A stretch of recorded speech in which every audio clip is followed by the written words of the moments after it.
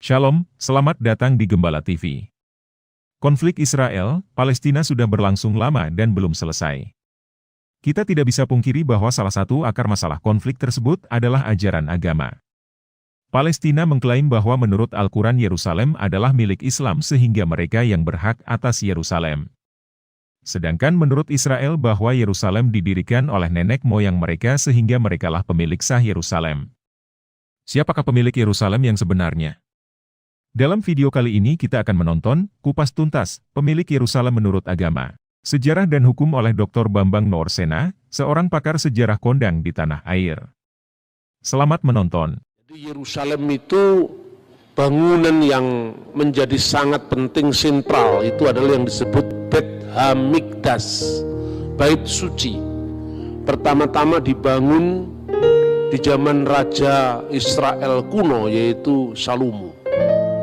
Tapi Bait Allah ini mengalami penghancuran pada masa Nebukadnezar.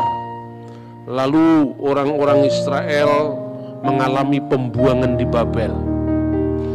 Kemudian ketika Tuhan berkehendak mengembalikan mereka kembali ke tanah suci, mereka pun kembali ke tanah suci. Bait Allah yang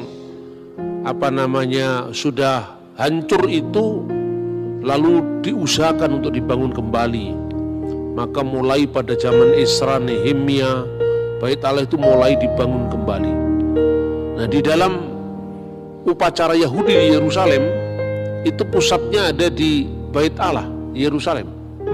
Diperingati setiap tahun baru Yahudi yang dikenal Rosh Hashanah. Mereka membaca teks itu, Kejadian pasal 22 ayat 2, tetap orang Samaria juga melakukan ritual yang sama. Disebutkan misalnya di sana tentang perintah untuk mengorbankan Iskak. Orang Yahudi memahami Paskah itu apa? Paskah keluaran dari tanah Mesir.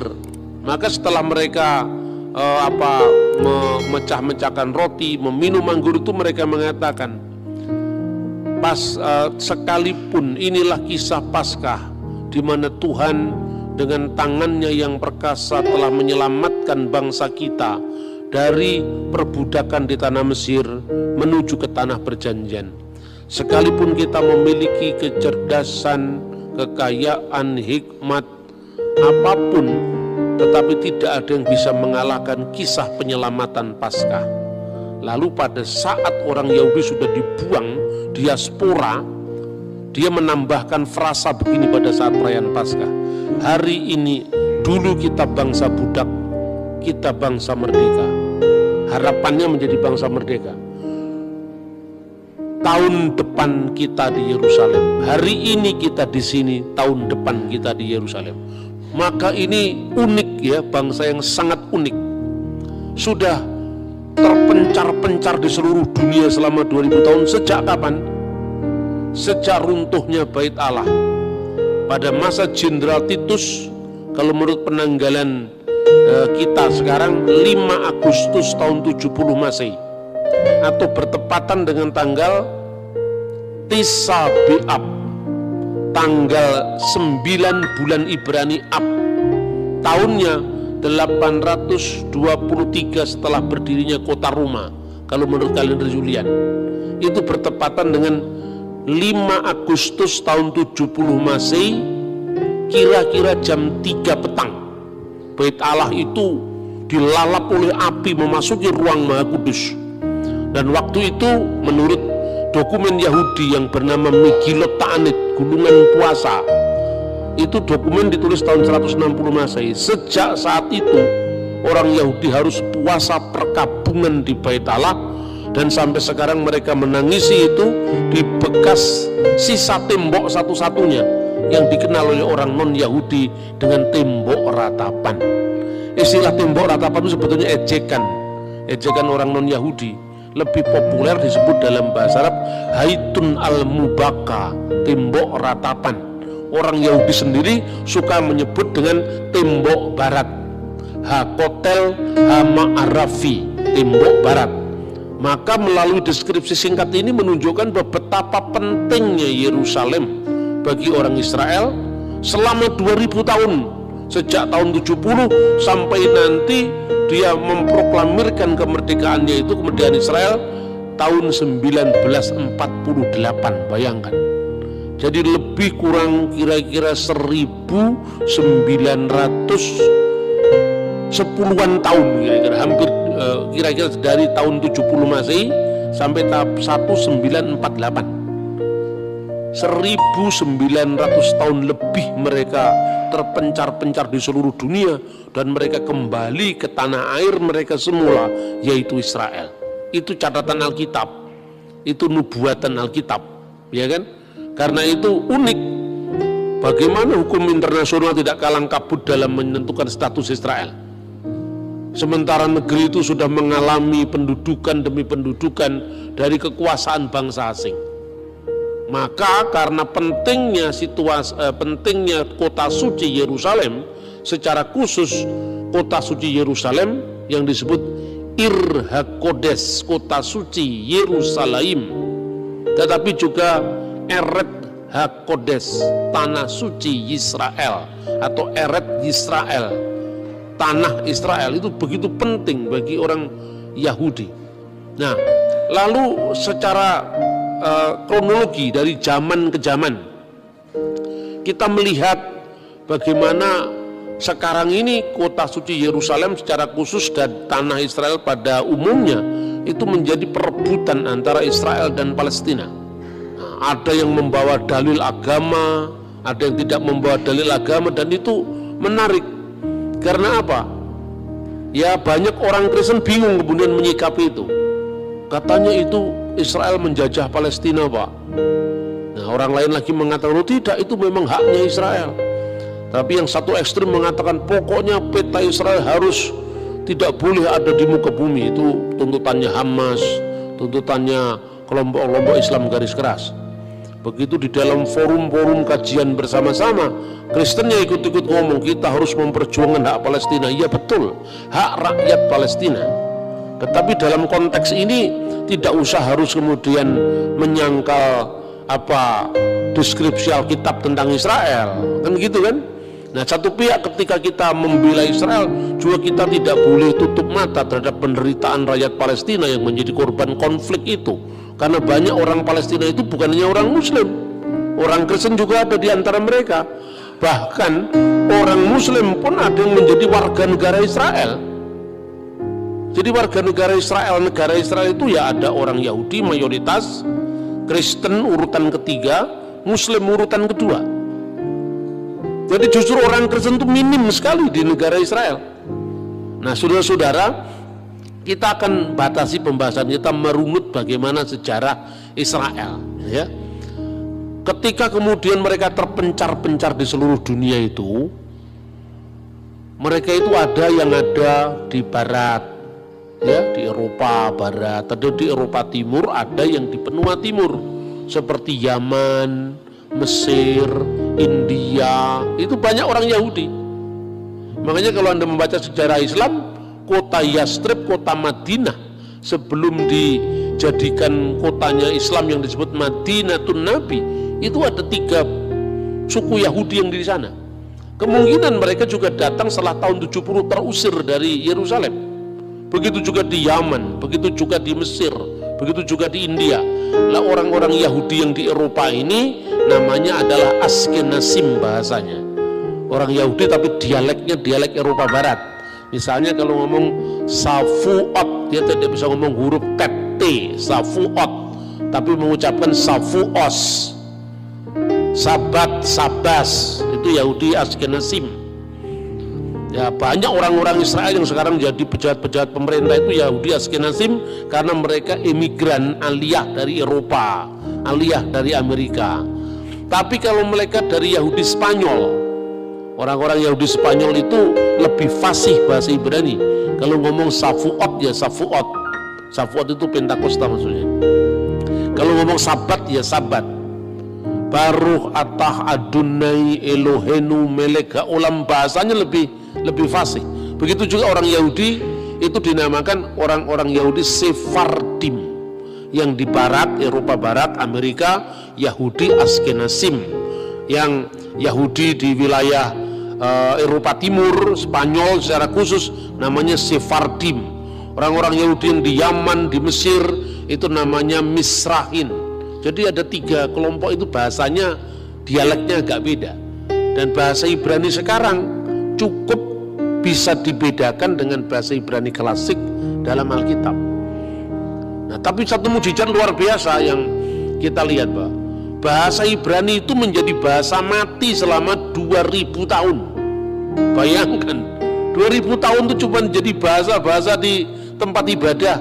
Paling-paling kalau di anak orang Yahudi dia membaca Shema Israel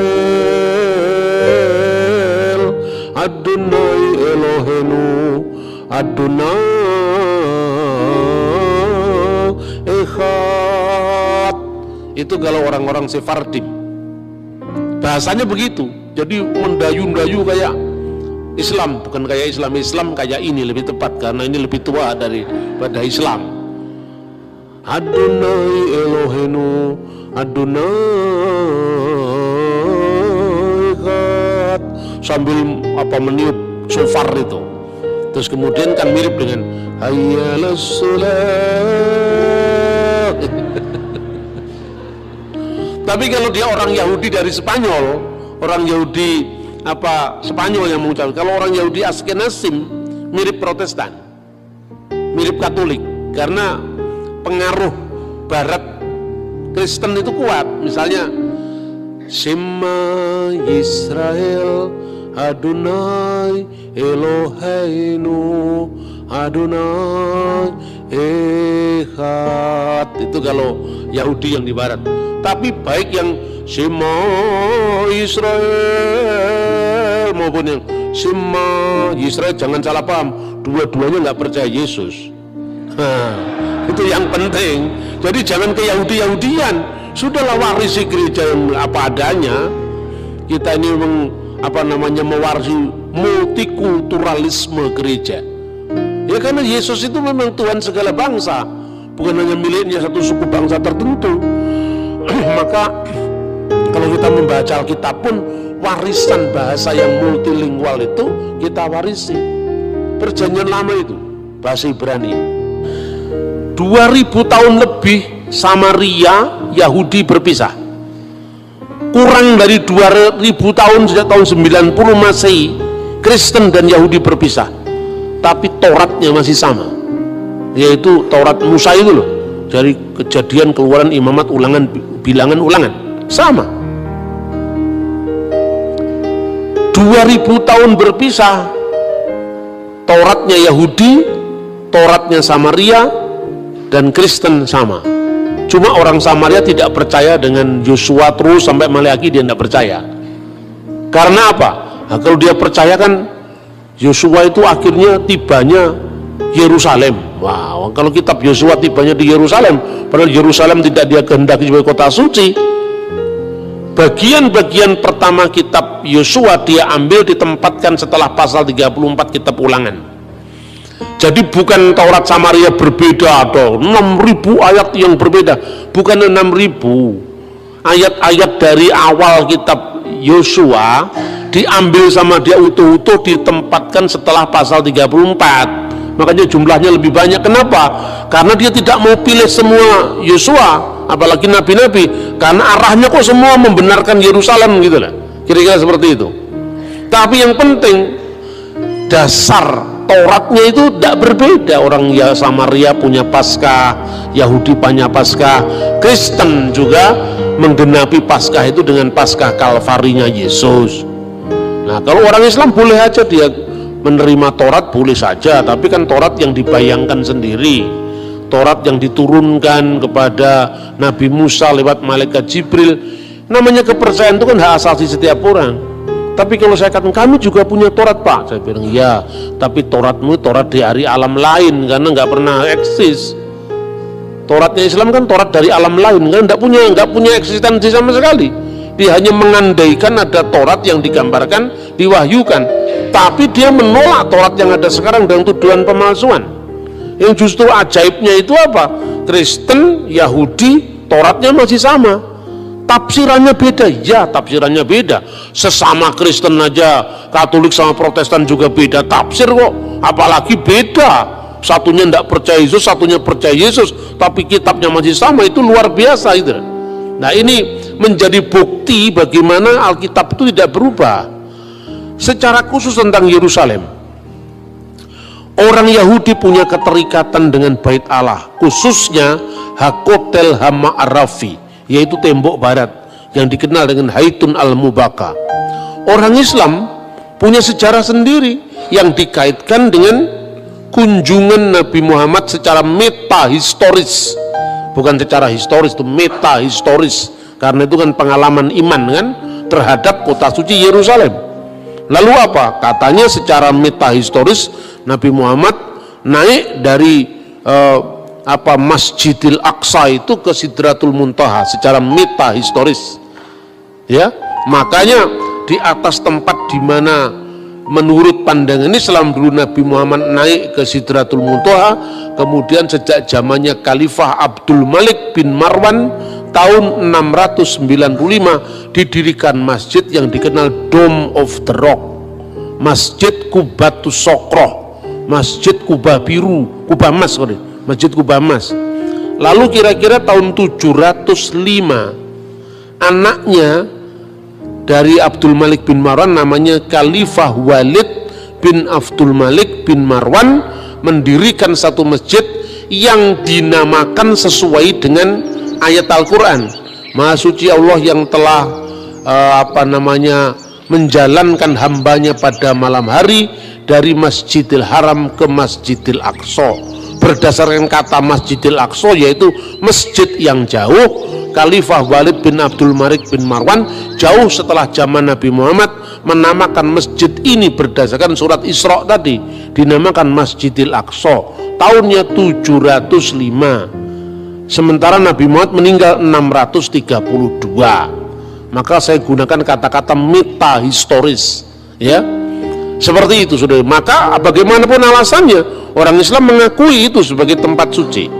Orang Kristen dia punya Golgota juga di dekatnya Bait Allah itu. Tapi karena orang Kristen memahami Yesus tidak ada di sini lagi, dia sudah bangkit, dia secara emosional tidak terlalu terikat pada kota Yerusalem. Dia terikat pada nama Tuhan Yesus, lebih terikat pada peristiwa kebangkitan Yesus itu.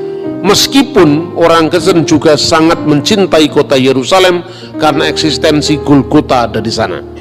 Nah, jadi tiga kelompok ini memiliki pengalaman historis terhadap kota suci Yerusalem. Lalu Palestina dan Israel secara politik, bagaimana dia memahami klaim-klaim ini kan? Ya, lalu klaim historis itu miliknya Palestina atau miliknya Israel? Kita uji pertama. Sekarang kita uji klaim Israel dulu. Orang Israel selama 2000 tahun mereka selalu berdoa, berharap, mendamba. Mereka selalu mengatakan, tahun ini kita di sini lasana habba'ah Yerusalem, tapi tahun depan kita di Yerusalem. Itu bukti liturgis bahwa mereka selalu merindukan kota Yerusalem sekalipun mereka terserak-serak di seluruh dunia. Yang kedua, di dalam teks yang tadi sudah saya kutip, yaitu Megilat Ta'anit, gulungan puasa, orang Yahudi mengakui dokumen itu tahun 160 Bait Allah diruntuhkan, dibakar dengan api tepat di tanggal 9 bulan Ab atau tanggal 5 Agustus tahun 70 Masehi, sekitar sembahyang Minkah, yaitu jam 3 petang. Tanggalnya, tahunnya, sampai jamnya dicatat loh saudara-saudara. Artinya kalau orang yang tidak terlibat betul dalam pengalaman sejarah Yerusalem pasti tidak bisa menulis seperti itu. Iya kan? Itu satu. Bedakan dengan pengalaman metahistoris kaum Islam tadi.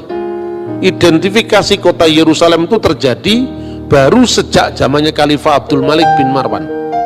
Penamaan Masjidil Aqsa itu dinamakan berdasarkan Quran. Jadi namanya sudah ada, masjidnya belum ada. Artinya ini berbeda dengan pengalaman orang Yahudi di mana jamnya, tanggalnya, tahunnya, ritualnya masih ada sampai hari ini, yang namanya puasa perkabungan Tis'a B'Ab. Kemudian data di luar Alkitab.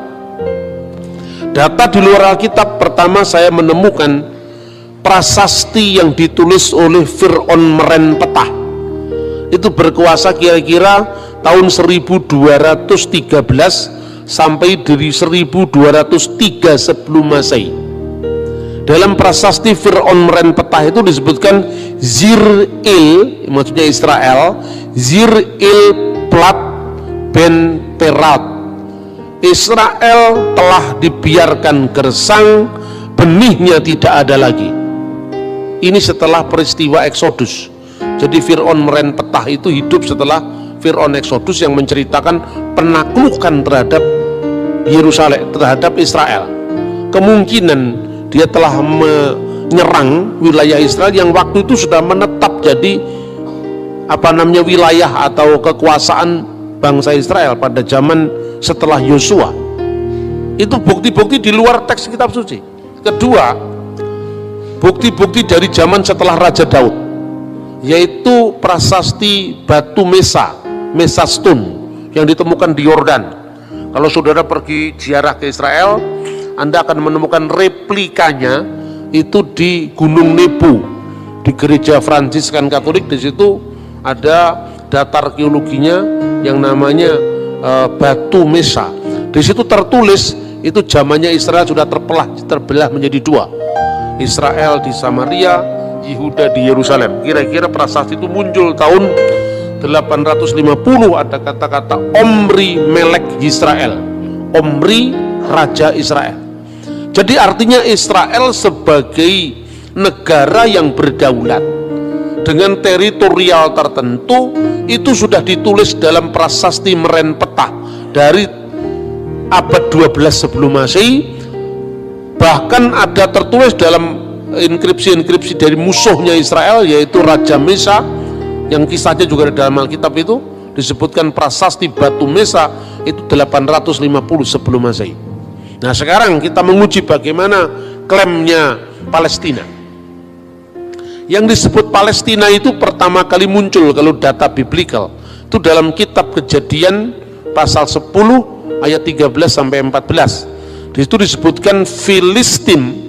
Kata Filistin, Palestina, Filistin adalah keturunan Kaslihim. Kemudian Ulangan pasal 2:23, dia menyebut tentang orang-orang Filistin dari Kaftor. Kaftor itu Yunani. Dari Kaftor, ya. Termasuk 5 kota kuno yang disebut Pentapolis. Pentapolis, polis itu kota, penta itu 5. Apa itu? Gaza, Askelon, Asdod, Ekron, dan Gad. Makanya kita melihat Goliat dari Gad. Itu menjadi wilayahnya orang Palestina.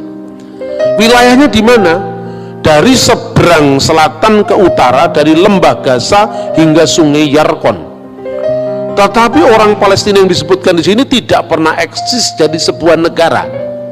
Hanya pendatang baru dari Kaftor.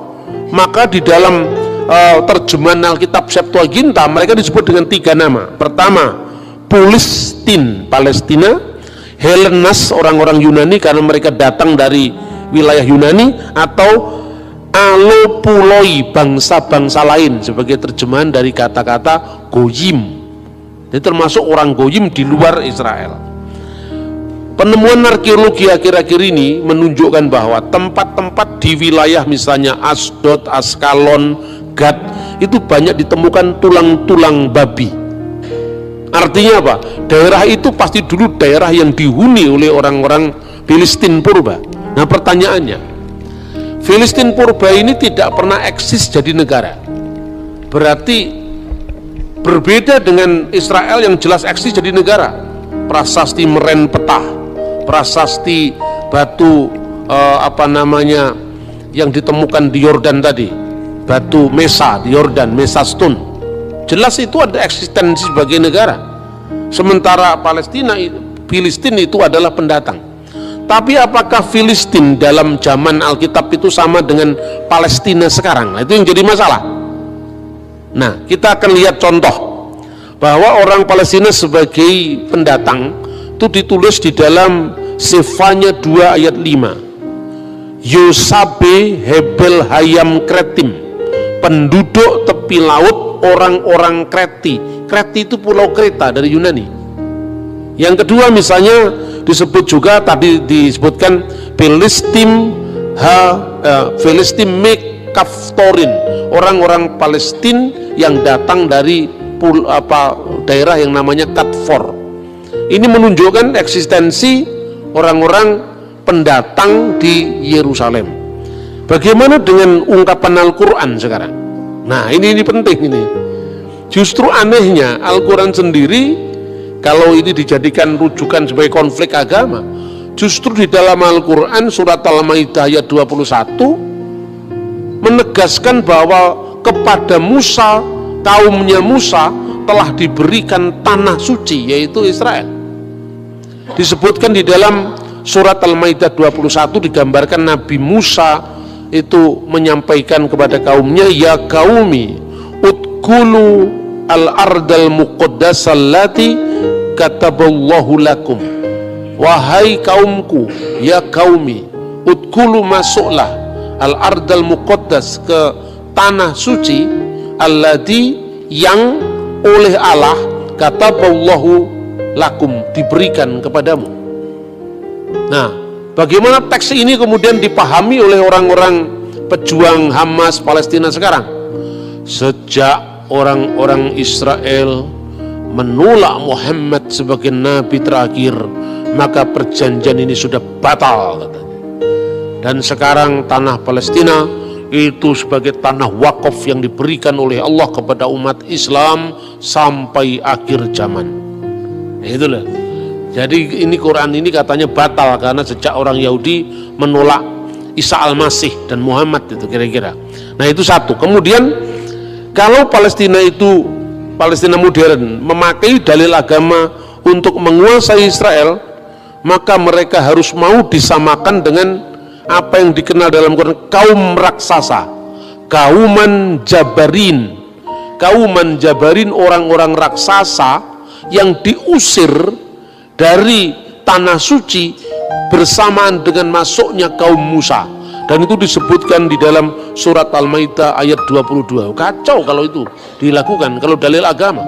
Israel terlalu kuat dalilnya, baik dalil itu hukum internasional maupun data sejarah di luar Alkitab, maupun data sejarah Alkitab, bahkan Quran sendiri menyebut itu adalah miliknya Israel. Kan gitu kan? Nah ini repot. Dan yang ketiga sekarang, nama Palestina modern itu yang dikenal sekarang, apakah itu sama dengan Filistin? Ternyata tidak. Karena apa? Setelah runtuhnya Bait Allah tahun 70 Masehi, kira-kira tahun 136 Kaisar Hadrianus menguasai Yerusalem secara lebih keras lagi. Pasca pemberontakan Bar Kokhba itu oleh Rabi Yahudi saat itu ditahbiskan jadi putra bintang, itu adalah Mesias. Tapi ketika Bar Kokhba kemudian ditundukkan oleh Romawi, maka orang-orang Yahudi semua terusir semua. Saat itu nama Israel harus terhapus dari peta sejarah. Makanya dibuat sebuah strategi untuk menghapuskan negara Israel. Nah, pada zaman dahulu Israel kan dijajah oleh Romawi. Pada saat kematian Herodes Agung, ketiga anaknya diberikan warisan oleh pemerintah Romawi karena bangsa Yahudi tidak suka dan ketiga anak Herodes Agung ini, yaitu Herodes Antipas, kemudian Herodes Archelaus, kemudian Herodes Philippus. Mereka tidak setuju dengan tiga-tiganya, tapi dipaksa jadi tiga. Yang pertama wilayah Galilea yang diperintah oleh Archelaus, satunya wilayah Antipas, yaitu adalah wilayah Yudea dan wilayah Samaria. Ketiganya ini diberikan pada anak-anak Herodes. Pada waktu Kaisar Hadrian dengan para jenderalnya menguasai Yerusalem, akhirnya apa? Terjadi perluasan kota. Jadi wilayah Yudea dijadikan provinsi, wilayah Galilea dijadikan provinsi, wilayah Samaria, dataran tinggi Golan dijadikan provinsi. Maka wilayah Syria digabung dengan wilayah Yudea, dan namanya adalah Syria Palestina. Nama Palestina justru yang mengangkat itu adalah kaisar pagan yang namanya Hadrianus. Maka wilayah Syria, untuk menggantikan nama Israel, menghapus dari muka sejarah, diperkenalkan istilah baru yaitu Syria Palestina. Itu abad kedua. Kota Yerusalem harus terhapus dari peta, karena selama ada impian tentang kota Yerusalem atau tanah Israel, nanti orang Yahudi terus menerus mengatakan lesana habba'ah Birusalaim, tahun depan kita di Yerusalem. Selama nama-nama Israel, Yerusalem tidak hilang dari ingatan orang Israel, selama itu Roma tidak yakin bahwa Israel tidak bangkit lagi sebagai sebuah kerajaan, maka kota Yerusalem bersamaan dan penghapusan kota Israel dihapus dan dinamakan dengan Alia Capitolina, dan nama itu diabdikan untuk dewi kafir mereka, Alia Capitolina. Menariknya, kata Yerusalem tidak muncul dalam Al-Quran, tidak muncul dalam hadis. Al-Quran tidak muncul satu kata pun tentang kata Yerusalem. Kalau Israel ada, ya Bani Israel, tapi kata Yerusalem tidak muncul. Tradisi Islam kemudian setelah Quran dan setelah hadis menyebut Yerusalem dengan Al-Quds, kota suci. Al-Qudus, kota suci, karena Yerusalem menjadi kota suci ketiga setelah Makkah Al-Mukarramah, Madinah Al-Munawwarah, dan Al-Quds, yaitu kota suci ketiga, kota Yerusalem. Yang menarik, perjanjian Umar bin Khattab ketika memasuki kota Yerusalem, dia adalah sahabat Nabi setelah Abu Bakar, kemudian Umar. Lalu pada zaman Umar dia melakukan Mistaq al-Umariyah, yaitu perjanjian atau konstitusi Umar. Dia menyebut kata Yerusalem penduduk Ilia, dan kata Ilia itu adalah dari kata Alia Capitolina. Jadi artinya justru data dari sumber sejarah Islam klasik malah tidak menyebut kota Yerusalem sesuai dengan nama yang diberikan dari Taurat, kota Salem, dan nama yang diberikan kitab nabi-nabi, Yerusalem, tapi nama yang diberikan oleh kaisar pagan yaitu Elia, Alia Capitolina. Maka segala macam identifikasi secara teologis dari Quran maupun dari sejarah Islam akan merugikan Palestina. Karena apa? Yang jelas Quran tidak menyebut kata Yerusalem, Quran malah menyebut kata tradisi Islam kemudian malah menyebut kota Alia, dan Alia itu membenarkan Alia Capitolina. Kalau dia menyebut Filistin, itu sama dengan tadi kaum raksasa yang dikalahkan Daud, yaitu Goliat, dan itu ada dalam surat Al-Maidah, kaum raksasa yang diusir dari kota tanah suci begitu kaum Musa memasuki kota suci itu. Ini sulitnya identifikasi keagamaan bagi perjuangan Palestina. Lalu sisa satu lagi, kalau gitu apa yang harus dilakukan? Ya lihat dari hukum internasional sekarang. Satu-satunya begitu, tidak bisa pembenaran secara agama. Kalau pembenaran agama, Israel pasti menang. Wong jelas itu datanya tidak hanya ada dalam kitab suci, baik Taurat, Injil, Quran, bahkan catatan-catatan sejarah yang menunjukkan bahwa bangsa Israel memang eksis sebagai bangsa. Tetapi hukum internasional memang tidak memiliki aturan yang jelas. Bagaimana kalau sebuah negara 2000 tahun sudah hilang kemudian kembali? Lah ini hanya ada di dalam rencana Tuhan, tidak ada di hukum internasional ini. 2000 tahun sudah meninggalkan kota Yerusalem, jadi masalah. Di situ sudah pernah diduduki orang Roma, setelah Roma Persia, setelah Persia Roma lagi, setelah Roma kemudian Arab. Setelah Arab, kan bangsa Arab itu menduduki ketika zamannya dinasti Umayyah, zamannya Khalifah Abdul Malik bin Marwan.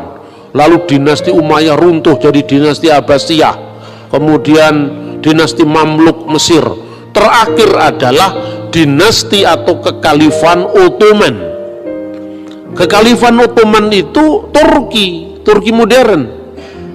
Nah, waktu Perang Dunia Pertama tahun 1914, mereka kalah dengan lawan-lawan mereka. Karena Turki di pihak yang kalah perang, maka otomatis daerahnya diserahkan kepada yang menang perang. Itu Perang Dunia Pertama 1914. Lalu diserahkanlah kepada Inggris. Sementara di wilayah Israel itu sudah ada orang-orang Arab, ya, orang-orang Arab itu sebetulnya Palestina modern itu kan orang-orang Arab itu, baik itu orang Kristen maupun orang Islam. Di situ juga ada orang-orang Yahudi yang mulai aliyah itu emigran dari benua Eropa, dari Amerika, dari Timur Tengah, dari India, semua masuk ke situ. Mereka membeli tanah orang setempat, sebagian ngerampas, yaitu juga diakui ada orang-orang Zionis itu yang ngerampasi tanahnya orang-orang Palestina Kristen, seperti yang dialami oleh Abuna atau pendeta Elias Sakur. Keluarganya dirampas kebun anggurnya, alasannya dijadikan apa, itu ternyata dimiliki oleh orang Israel. Itu harus diselesaikan tidak di dalam konteks negara, tapi dalam konteks penegakan HAM, kan itu kan harus dipilah mana bukan Palestina sebagai negara tapi rakyat Palestina. Itu yang terjadi. Makanya pada saat sekarang ini ada seorang Arab Kristen Palestina, namanya adalah Hanan Nasrawi. Dia selalu memenangkan diplomasi di forum internasional. Kalau pihak Hamas itu pihak Islam yang garis keras itu munculnya setelah Intifadah tahun 1987. Mereka selalu mengatakan hapus peta Israel dari muka bumi, ya itu kan cakar PDW itu, gitu. Karena ini tanah wakaf umat Islam sampai akhir zaman. Dia semaunya sendiri, kan nggak begitu hukum internasional. Dokumennya tidak ada seperti itu. Tanah wakaf itu kan urusanmu. Tahu hukum internasionalnya seperti apa? Hanan Nasrawi sadar, sebagai seorang Kristen dia tahu Alkitab pasti. Bukan hanya tahu Alkitab, dia tahu dokumen-dokumen sejarah. Bahwa kalau kita memakai dalil keagamaan kita mesti kalah. Karena memang baik Al-Quran maupun Alkitab kalau dalil agama membenarkan kepemilikan Israel. Lalu dia pakai dalil HAM. Waktu saat ada konflik tanah, bahwa ada orang-orang Israel yang menguasai tanah itu secara paksa, pembayaran ganti rugi nggak dilakukan, orang ini terusir. Terus ditanya di forum internasional, di PBB, orang yang bersangkutan itu dihadirkan. Ini tanah milik siapa? Negara Israel mengklaim ini tanah wilayah Israel. Ya, saya tahu ini wilayah Israel. Tapi tanah itu miliknya siapa?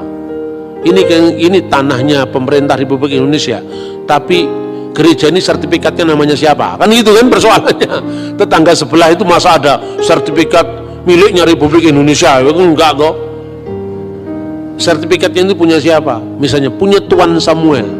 Tuan Samuel berasal dari mana tanah ini? Dari bapak saya Tuan Daud. Tuan Daud dari mana? Oh, dari kakek saya Tuan Sulaiman. Oh, jelas. Mana sertifikatnya? Ini sertifikatnya. Sertifikat ini tidak dicabut ketika Israel menguasai tempat ini. Terus kemudian forum internasional mengatakan, serahkan ini kepada yang punya. Bahwa wilayah ini sekarang menjadi wilayah Israel, itu no problem. Silahkan, wong itu wilayah negara. Tapi sertifikatnya siapa? Ya orang ini serahkan. Kalau kamu mau beli, ya beli dengan harga yang layak. Itu yang terjadi. Jadi antara penyelesaian secara HAM, secara pribadi, dengan penyelesaian secara politik. Tapi sekarang kita runut bagaimana sejarahnya Israel secara modern. Setelah tahun 1914 Turki kalah perang, Palestina diserahkan kepada Inggris karena pihak pemenang. Lalu Inggris mengeluarkan mandat yang namanya Deklarasi Balfour. Deklarasi Balfour itu dikeluarkan tahun 1917 dengan ketentuan bahwa tempat ini Israel adalah tanah air bagi bangsa Yahudi. Nah, lalu menimbulkan protes bagi orang-orang lokal yang menghuni tempat itu sebelum pendatang-pendatang Yahudi datang ke tanah Israel. Ketika terjadi proses rakyat itu, mereka kan warga negara Dulunya kan warga negara Turki, tapi kan Turki sudah kalah perang dunia pertama, lalu diserahkan kepada Inggris. Inggris mengeluarkan deklarasi Balfour yang mengatakan itu tanah milik, itu tanah air Israel. Orang-orang yang menduduki tanah itu sebelum Israel datang, artinya orang-orang Yahudi yang datang dari barat tadi, keberatan. Lalu pada tahun 1937 dikeluarkan yang namanya Komisi Lordville, karena ada orang yang namanya Tuanville, maka Lordville. Di sana dibuat obsesi pilihan, ya, tanah Israel di tanah yang sama itu, di tanah suci itu, pembentukan dua negara dalam koeksistensi damai, yaitu negara Israel dan negara Palestina. Itu ditawarkan. Tahun 1947 dikeluarkan lagi resolusi PBB 181 yang mengatakan mengulangi kembali solusi dua negara. Di tanah suci ada dua negara, yaitu negara Israel dan negara Palestina, dengan catatan kota Yerusalem tidak boleh, Yerusalem Timur tidak boleh menjadi ibu kota salah satu negara yang berkonflik. Yerusalem Timur harus ditentukan statusnya secara hukum internasional sebagai corpus separatum, sebagai bagian yang terpisah di bawah hukum internasional. Takhta Suci Vatikan sepakat dengan PBB, Israel sepakat dengan PBB, tetapi orang Palestina menolak karena dihasut oleh suku orang-orang Arab tetangganya. Oh, tidak bisa, mereka tidak mau terima. Status wilayah tanah suci itu statusnya kosong kekuasaan. Karena apa? Ini kan statusnya masih di bawah mandat internasional, mandat Inggris yang memenangkan perang dunia pertama, kan itu kan? Berarti statusnya apa? Statusnya dia kosong.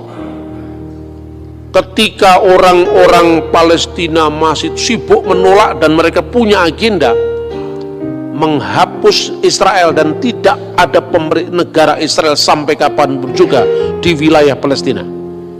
Sementara status quo wilayah itu dalam kondisi tidak lagi di bawah Turki, karena Turki sudah kalah perang sama lawan-lawannya yang antara lain Inggris. Israel curi start untuk kemerdekaannya. Ya, mumpung ini masih kosong, tidak di wilayah siapa-siapa, kemudian ada deklarasi Balfour yang mendukung itu tanah air Israel. Soal Palestina nanti mau terima atau tidak urusan lain, yang penting sudah ada jalur hukum bahwa ini adalah statusnya kosong. Maka dia proklamirkan kemerdekaan 14 Mei 1948. Itu kira-kira seperti itu loh. Jadi kalau saya membahasnya kan netral, saya ngomong sejarah ya sejarah. Begitu 14 Mei 1948 negara Israel diproklamirkan, negara-negara Arab mengeroyok Israel. Salah satunya Libanon, Suriah, Irak, Yordan, Mesir, dan Saudi Arabia. Negara-negara Arab yang mengeroyok Israel itu tidak semuanya Islam. Libanon mayoritas Kristen waktu itu. Jadi tidak bisa kita batasi hanya konflik agama. 5 negara tadi kalah semua sama Israel, dan ini orang yang heran, pengamat militer juga heran. Ini negara kecil baru bangkit begitu, kok bisa menang sama negara-negara raksasa dari 5 negara loh, Lebanon, Suriah, Irak, Yordan, Arab Saudi. Bahkan kemenangan itu telah menambah wilayah yang dulu kan ditentukan ini wilayah Israel, ini wilayah Palestina oleh mandat PBB. Resolusi 181. Dengan kemenangan perang itu dia menambah wilayahnya 50% lebih. Jadi dari dulu yang menjadi wilayahnya Palestina sekarang menjadi wilayah Israel. Lah, ini kan bukan pencaplokan, ini menang perang kok. Salahnya sendiri kamu menolak kemarin. Kalau kamu menerima opsi 2 negara, selesai kan wilayah masing-masing. Nah, ini kamu menolak, kemudian kamu ngelawan kami, kemerdekaan kami perang dan kamu kalah. Nah, ketika kalah kan kemudian wilayah yang dimenangkan tadi secara hukum internasional diakui sebagai pemenang perang. Seperti kasusnya menangnya perang Inggris dan sekutunya atas Turki dan sekutunya. Gitu loh kira-kira. Nah, perlawanan tidak berhenti. Mulai muncul selain perang tahun 48, lalu disusul lagi perang 6 hari tahun 1967, terakhir perang Yom Kippur 1973. Di perang Yom Kippur itu menarik. Orang Yahudi pada masa raya kan tidak boleh perang, diserang mendadak, tapi ya menang akhirnya. Nah, ketika Israel itu menang, ini menjadi problem bagi negara-negara itu. Kemudian perjanjian terus dilakukan. Muncullah Yasser Arafat. Solusi dua negara tadi diterima oleh Arafat. Arafat menerima solusi dua negara, tapi pada pihak lain tetap intifadah jalan. Artinya ada orang Palestina moderat di garisnya Fatahnya Arafat ini, lalu orang Palestina yang garis keras, faksi agama, melahirkan yang namanya Hamas. Pada saat keras-kerasnya intifadah itu tahun 1987. Akhirnya sejak saat itu Palestina terbelah menjadi dua, yaitu faksi Hamas dan faksi Fatah. Itu yang terjadi seperti itu. Nah, pada saat sekarang ini setelah pemilu tahun 2006 ya, kemudian sebelum itu ya tahun 80-an itu sampai Presiden Anwar Sadat mati terbunuh itu kan karena perjanjian damai dengan Israel. Nah, 50% lebih dari kemenangan perang tadi lewat meja perundingan sama Israel dikembalikan ke Mesir. Maka Sinai saya kembalikan, ya, wilayah Yordan juga ini milik kamu, tapi kamu jangan ganggu saya lagi ya. Nah, makanya sejak saat itu Yordan sama Mesir sekarang menjadi sahabat Israel, Saudi menjadi sahabat Israel, Irak belum, Libanon masih keras, ya kan? Itu yang terjadi sekarang ini.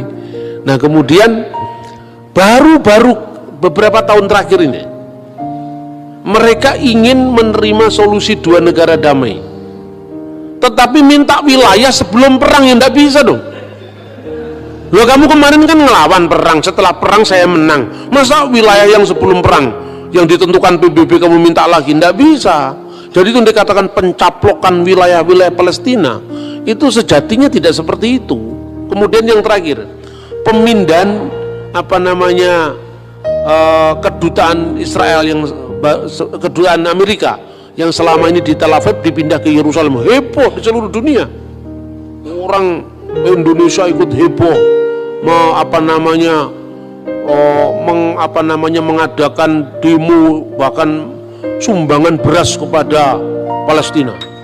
Kalau orang Palestina kan nggak makan nasi, berasnya dimakan siapa sekarang?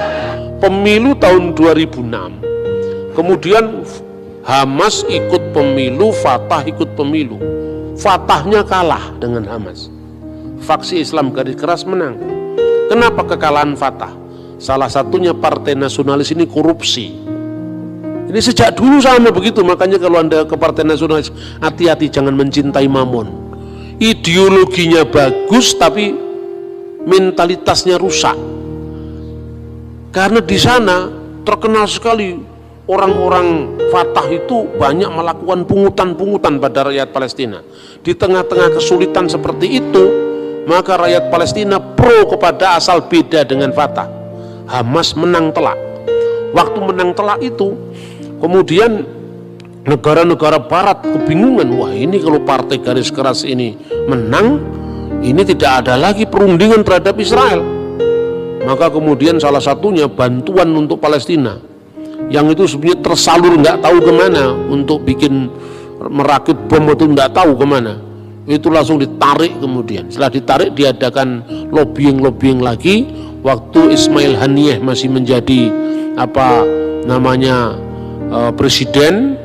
Perdana Menteri, tapi presidennya dari Fatah, yaitu Mahmud Abbas. Nah, sekarang ini jujur wilayah Gaza itu wilayah menjadi markasnya Palestina, faksi Hamas. Wilayah West Bank, wilayah jalur tepi barat itu wilayahnya Fatah sampai hari ini. Coba kalau Palestina tidak terlalu temperamental, sabar, itu kan, orang sabar lebih daripada pahlawan, pasti dapat. Lah orang menolak opsi dua negara damai koeksistensi dalam satu wilayah.